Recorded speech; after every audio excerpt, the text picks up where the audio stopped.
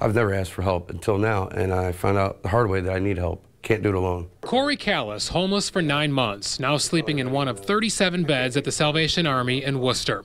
Corey supports a proposed city ordinance that would allow a police officer to charge a homeless person if he or she refuses to go to a shelter that has available space, and that person isn't restricted from that shelter. If you refuse to go to a shelter, you're refusing help, and if you're refusing help, you're giving up, and why should you get the freedom to go bother other people actually trying to be a part of society? But Tabitha King, who is also staying at the Salvation Army shelter, sees it differently. It's the criminalization of the whole situation. It's just pushing the people who can't afford to have a place to live, obviously, right now with criminal charges and fines and costs. Under the proposed ordinance, a first offense would be a minor misdemeanor. No arrest, but there could be a fine up to $150. A second offense within a year would be a fourth-degree misdemeanor, punishable by up to 30 days in jail and a fine up to $250. City Law Director John Schiavelli says the proposed law came about in part after downtown businesses raised concerns about homeless people possibly causing disturbances.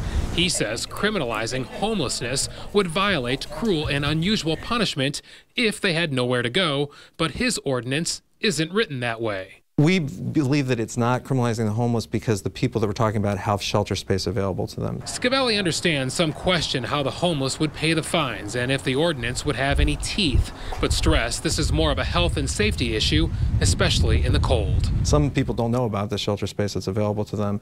This will help them get there. We will transport them there. We will help them however they need. Major Madeline Dwyer from the Salvation Army wouldn't offer an opinion on whether the homeless should face charges for refusing to go to a shelter, but she's glad the issue is getting attention. If this is going to bring the conversation to the table and we'll get people in our community, the faith-based community, talking about it and coming together to find a solution, then it's a good thing. City Council expected to talk about the proposal again next Monday. In Worcester, Bob Jones, News 5.